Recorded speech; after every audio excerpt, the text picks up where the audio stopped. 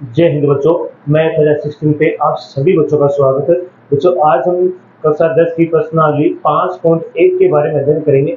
बच्चों इससे पिछले वाले वीडियो में हमने इसका बेसिक और उदाहरण पढ़े थे जो आपको अच्छे से समझ में है। तो हम क्लास को स्टार्ट करेंगे उससे पहले आप सभी से निवेदन है कि आप मैथ अड्डा 16 के चैनल को सभी बच्चे सब्सक्राइब कर लेंगे, शेयर करेंगे, लाइक करेंगे, कमेंट करेंगे। जो बेल आइकन वाला घंटा है बच्चों उसे अवश्य प्रेस कर लेना है ताकि आने वाला नोटिफिकेशन सबसे पहले बच्चों आप प्राप्त कर सके और क्लास का आनंद उठा सके। साथ में आपको वीडियो की क्वालिटी अवश्य बढ़ा लेनी है ताकि आपको वीडियो अच्छे से दिखाई दे और आप आसानी से पढ़ पाए। ठीक है, तो चलो आप क्लास को स्टार्ट करते हैं। तो ध्यान से देखिए, हमारी प्रश्न आ गया 5.1 समांतर श्रेणी। इसका पहला क्वेश्चन है, निम्नलिखित स्थितियों में से किन किन स्थितियों में संबंध संख्याओं की सूची एपी है और क्यों। आपको बताना कि ये एपी है या नहीं है। नहीं है तो क्यों नहीं है, एपी है तो क्यों है। ठीक है, ये बताना है। इसका पहला पॉइंट है कि प्रत्येक किलोमीटर के बाद टैक्सी का किराया, क्या कहा गया कि प्रत्येक किलोमीटर के बाद टैक्सी का किराया, जबकि प्रथम किलोमीटर के लिए किराया 15 रुपए है। मतलब पहले किलोमीटर के लिए किराया कितना रुपए लगता है, 15 रुपए। और प्रत्येक अतिरिक्त किलोमीटर के लिए किराया 8 रुपए लगता है। अतिरिक्त का मतलब कि आप 1 किलोमीटर से थोड़ा भी आगे जाओगे तो आपको 8 रुपए अलग से देने पड़ेंगे, उसे बोलते हैं अतिरिक्त किराया। प्रथम का मतलब होता है बच्चों, जब प्रथम किलोमीटर का, इसका मतलब आपको ए का मान बोला गया, इसका ए का। और अतिरिक्त का मतलब होता है बच्चों आपको किसका मान बोला गया, डी। बी का मतलब सारवंतर और ए का मतलब प्रथम पद दिया गया। क्या दिया गया, प्रथम पद। तो देखो हम इसको कैसे लिखेंगे, तो आपको ध्यान से देखना है। तो यहां से हम क्या लिखेंगे, पहले क्या दिया गया आपको, प्रथम किलोमीटर के लिए किराया कितना है, प्रथम किलोमीटर किलोमीटर का किराया, प्रथम किलोमीटर का किराया मतलब क्या दिया गया आपको, A1 दिया गया है। A1 का मतलब ही होता है ए बच्चों, मैंने पिछले वीडियो में बताया A1 का मतलब ही क्या होता है आपके पास एक, और ए आपको कितना दिया गया है, 15 रुपए। ठीक है, उसके बाद में क्या लिखोगे, दूसरे किलोमीटर के लिए, दूसरे किलोमीटर के लिए किराया कितना होगा, किलोमीटर, दूसरे किलोमीटर का किराया मतलब क्या होगा, A2। और A2 क्या होता है आपका, आप जानते हो A प्लस डी होता है। इसका मतलब A का मान आपके पास 15 है तो B का मान आपके पास कितना, 8। तो कितना होगा आपके पास, 23 रुपए होगा।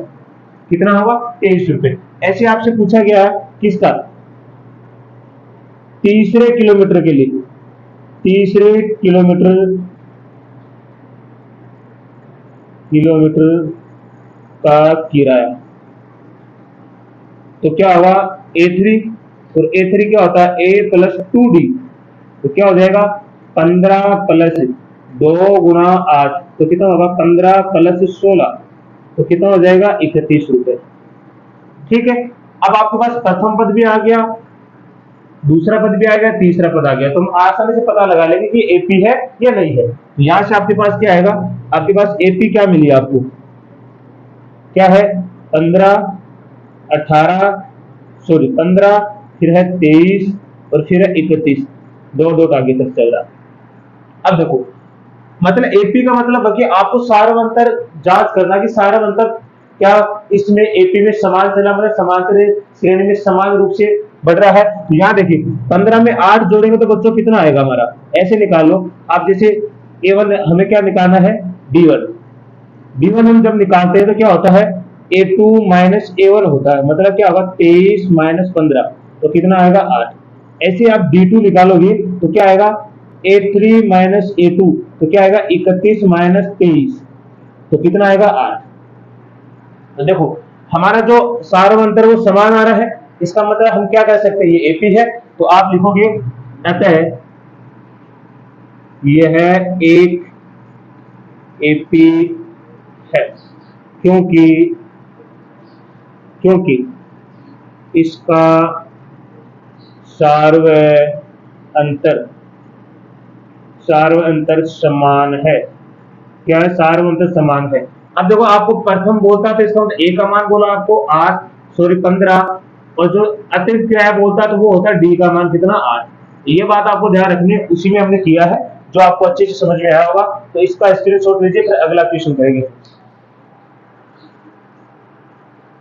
चलो बच्चों अगला क्वेश्चन देखिए, इसी का दूसरा पॉइंट है, तो ध्यान से समझना है। किसी बेलन में उपस्थित हवा की मात्रा, कोई बेलन है उसके अंदर कोई क्या है, हवा है, जबकि वायु निकालने वाला पंप प्रत्येक बार बेलन की शेष हवा का 1/4 भाग बाहर निकाल देता है। जैसे मान लीजिए कोई बेलन है, इस तरह का ही होता है बेलन,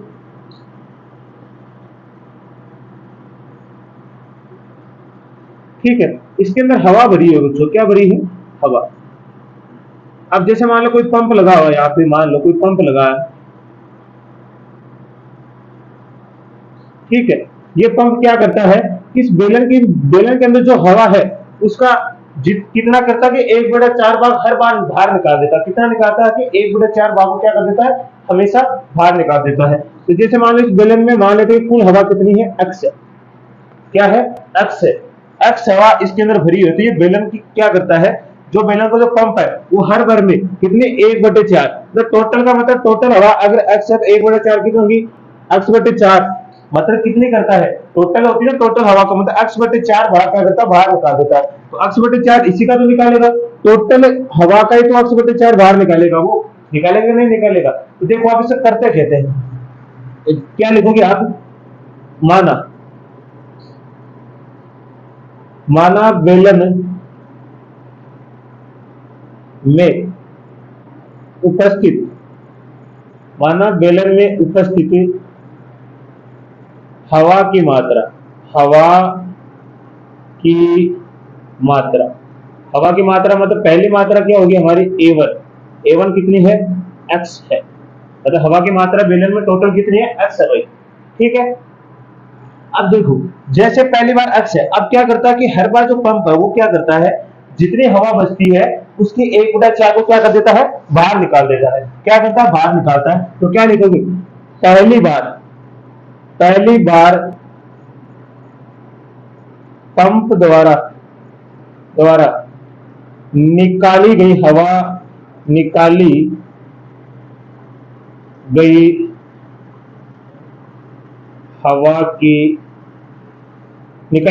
की शेष बची हवा, अब निकालेगा किसकी, टोटल हवा में से क्या करेगा ये 1/4, अब मतलब 1/x/4 होगा, टोटल का तो है ना 1/4, समझिए इसे x/4 बोलेंगे, कितना बोलेंगे, x/4। तो टोटल हवा में से कम कर देगा, तो यहाँ से एलसीएम ले लो, कितना आएगा बच्चों, 4 आएगा। 1 का भाग 4 में लगाओ, 4 बचेगा, 4 को x से गुणा करोगे तो कितना होगा, 4x, माइनस का माइनस, 4 में 4 का भाग 1 बचेगा, 1 को x से गुणा करोगे x आएगा। तो देखो 4x में से x जाएगा तो कितना बचेगा, 3x/4। आपके पास शेष हवा कितनी बची है, 3x/4। अब क्या करता है पंप, दूसरी बार जब हवा निकलेगी तो इसी का 1/4 बाहर निकालेगा वो, आप इसका नहीं निकालना है, तो इससे बोला कि जो शेष हवा बचेगी ना उसी का 1/4 आपको क्या करना है, बाहर निकालना है। तो ऐसे आप लिखोगे कि दूसरी बार पंप द्वारा निकाली गई हवा की शेष बची हवा, निकाली गई पंप, पहली बार पंप द्वारा निकाली गई हवा की शेष बची हवा की शेष बची हवा, तो देखो 3x/4, इसी का तो निकालेगा 1/4, इसका x/3x/4 गुणा 1/4, ये तो 3x/4 तो रहेगा, तो इसी से तो बाहर निकाल रहा है, कितने, किस में से, 3x/4 में से निकाल रहा है। तो यहाँ से क्या आएगा आपके पास, 3x/4 माइनस क्या होगा, 3x/16, क्योंकि देखो ऊपर वाला से गुणा, नीचे वाले से होगा। एलसीएम कितना आ जाएगा आपका 16, 4 का भाग लगाओगे 16 में कितनी बच जाएगा, 4 को 3 से गुणा करोगे तो कितना होगा, 12x, माइनस 16 में 16 का भाग 1 बच जाएगा, 1 को 3x से गुणा 3x, 12 में से 3x जाएंगे तो कितने बचेंगे, 9x/16, ठीक है। तो हमारे पास 3 पद हो गए, A1, A2, A3, ये हमारा कौन है, A2 है, और ये हमारा कौन सा रहेगा बच्चों, A3 है, ठीक है। अब हमारे पास AP आई, वो क्या आई, AP x 3x/4, फिर क्या है 9x/16, आगे ऐसी AP चलती रहेगी।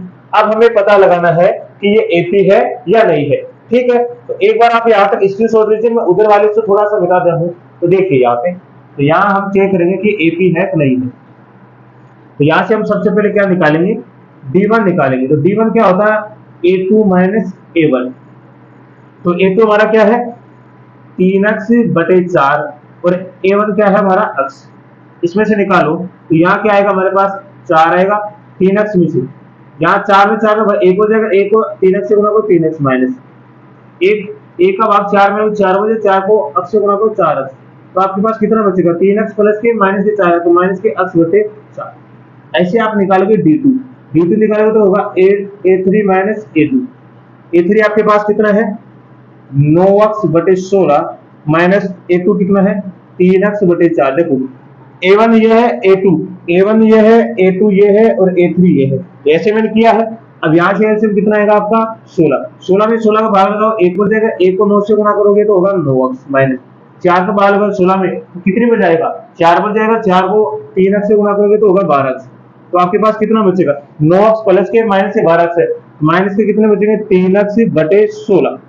अब देखो हमारा जो सारो अंतर है वो समान नहीं आ रहा है, यहाँ -x/4 है या -3x/4 है, क्या सारो अंतर समान है, नहीं है। तो आप क्या लिखोगे,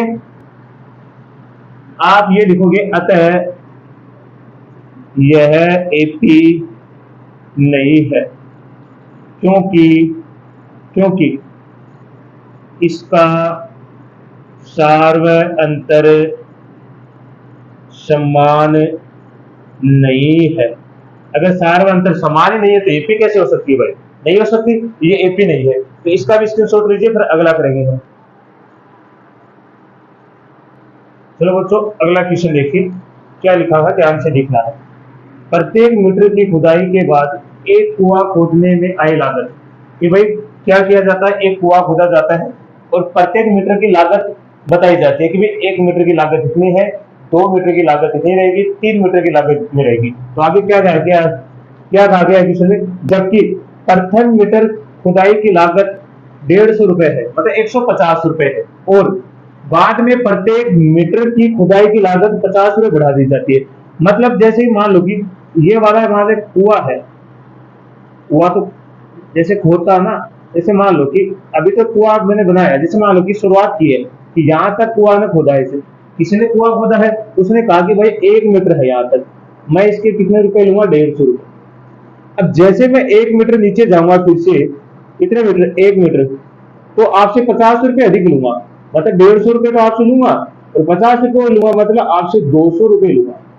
जैसे ही 1 मीटर और फिर नीचे जाएगा, इसने क्या कहा कि मैं 200 रुपए तो आपसे लूंगा ही लूंगा, लेकिन 50 रुपए और लूंगा, क्योंकि जैसे नीचे जाओगे ना तो कुआं खोदने में दिक्कत भी होती है, क्योंकि जब ऑक्सीजन प्रॉब्लम होगी तो इसलिए उसने पैसे भी बढ़ाए हैं। तो कितना हो जाएगा 250 रुपए, मतलब 250 रुपए।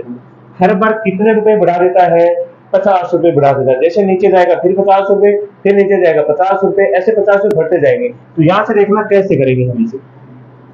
तो इसने बोला कि प्रथम मीटर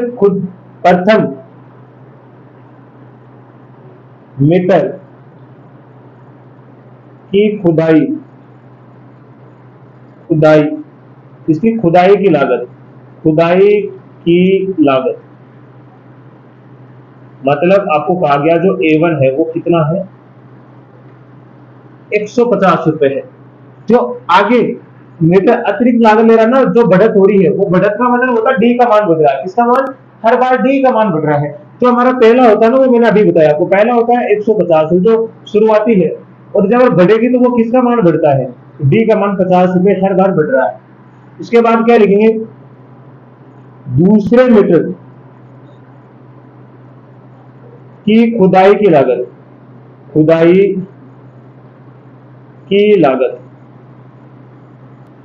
मतलब A2 क्या होता है A प्लस डी, मतलब कितना होगा 150 प्लस 50 कितना होगा 200 रुपए। फिर ऐसे ही होगी तीसरे मीटर की खुदाई की लागत, मतलब रहेगा A3 कितना होगा A प्लस 2D।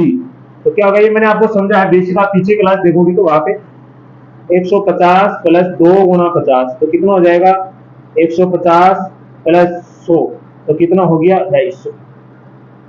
मतलब 250 रुपये। तो आपके पास एपी क्या है आपकी 150 रुपये, 200 रुपये और कितना है 250 रुपये। दो दो आगे तक चलती जाएगी। अब हमें जांच करना है कि ये एपी है या नहीं है। तो देखिए यहां से भी क्या निकालना है D1। D1 निकालेंगे तो क्या होगा A2 माइनस A1। ये A1 है, ये A2 है, ये A3 है। तो क्या आएगा 200 माइनस 150 तो कितना आएगा 50। फिर D2 निकालोगे, यहाँ से आएगा 250 माइनस 200, सॉरी यहाँ में लिखे तो A3 माइनस A2 तो क्या आएगा 250 माइनस 200 तो कितना आएगा 50। देखो इनका जो डी है मतलब सारों अंतर समान है, तो क्या लिखेंगे अतः ये एपी है। तो लिखोगे अतः यह एक एपी है, एपी है क्योंकि क्योंकि इसका सार्वअंतर, सार्वअंतर का मतलब डी, सार्वअंतर समान है, समान है। तो ये हमारा उत्तर होगा। ये आपको अच्छे से समझ में आया होगा। तो इसका भी स्क्रीनशॉट लेंगे आप, फिर अगला करेंगे हम। चलो बच्चों अगला देखिए, तो कितना आसान क्वेश्चन है। खाते में प्रत्येक वर्ष का निश्चित दर, जबकि 10,000 रुपए की राशि 8% वार्षिक दर से चक्रवर्ती ब्याज पर जमा की जाती है। किस पे दी जाती है चक्रवर्ती ब्याज। तो चक्रवर्ती ब्याज क्या होता है बच्चों, हर वर्ष क्या होता है बढ़ता है। चक्रवर्ती ब्याज क्या होता है, ब्याज पे भी क्या लगता है हमारे पास ब्याज लगता है, तो हर वर्ष क्या रहेगा बढ़ेगा। इसने बोला है कि प्रत्येक वर्ष, प्रत्येक मतलब हर वर्ष आपको क्या दिया गया, जो प्रथम जो राशि है, प्रथम राशि आपके पास कितनी है, प्रथम राशि मतलब बच्चों आपके पास जो A1 है वो कितना है 10,000 रुपए है, ठीक है। उसके बाद आपके पास क्या दे रखा है, दर का मतलब दर कितने आपके पास 8%। और समय देखो, समय क्या होगा प्रतिवर्ष, प्रतिवर्ष चलेगा भाई, मतलब लगातार चलेगा, हर वर्ष ब्याज लगता रहेगा, प्रतिवर्ष होगा। तो सबसे पहले आप क्या निकालोगे कि प्रथम वर्ष का क्या, प्रथम वर्ष का मिश्र दर, प्रथम वर्ष का मिश्र दर निकालोगे आप। तो प्रथम वर्ष का मिश्र दर, मिश्र दर का सूत्र क्या होता है, तो बच्चों होता है मूलधन गुणा 1 प्लस दर बटे 100 और क्या होता है समय। तो देखो मूलधन आपके पास कितना है 10,000 रुपए, ठीक है, गुणा 1 प्लस दर कितनी है आपके पास 8 बटे 100। तो समय क्या रहेगा, पहला वर्ष रहेगा, एक साल के लिए कितना ही होगा। आगे आपके पास क्या लिखोगे आप 10,000 रुपए गुणा, देखो इसका एक ही तरीका है। देखो जब भी हम लिखते हैं जैसे एक सही 8 बटे 100, ये ऐसे लिखते हैं हम, इसी का मतलब होता है बच्चों 1 प्लस 8 बटे 100।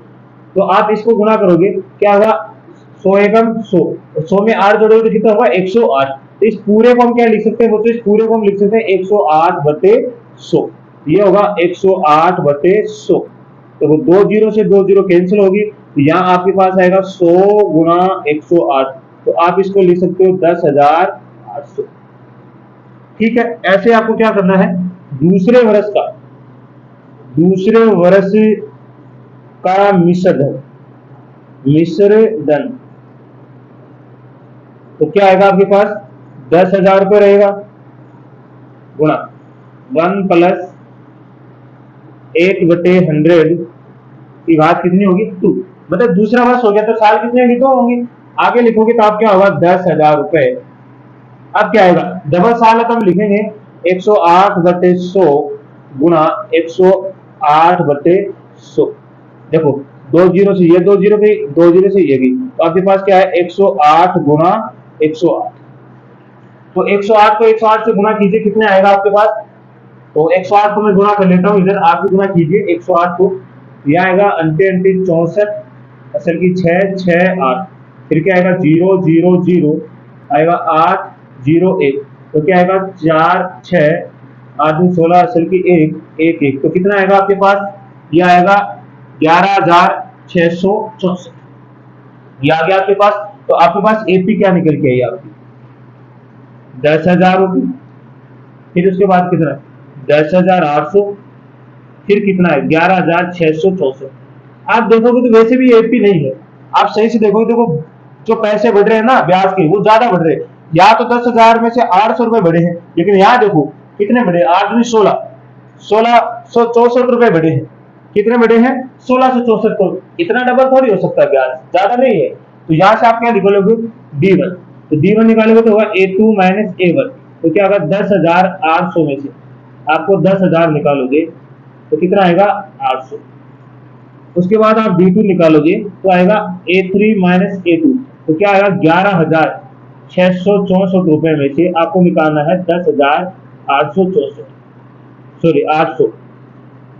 तो जैसे 800 निकालो तो आपके पास क्या बचेगा? 864 रुपए। कितना बचेगा? 864। देखो ये तो 800 है, ये 864 है। तो क्या हमारा जो सारा अंतर वो समान है? नहीं है।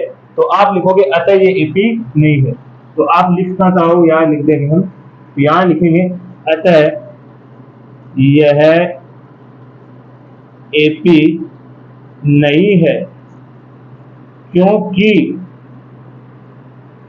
इसका सार्वअंतर समान नहीं है। तो यही हमारा क्वेश्चन था, बिल्कुल आसान है और जो आपको अच्छे से समझ में आएगा। तो बच्चों आज के लिए हम इतना ही करेंगे। तो सभी बच्चों को मैथ अध्ययन सिस्टम की तरफ से धन्यवाद। और फिर भी अगर आपको कोई दिक्कत आती है तो कमेंट के माध्यम से अवश्य बताइए। जय हिंद बच्चों।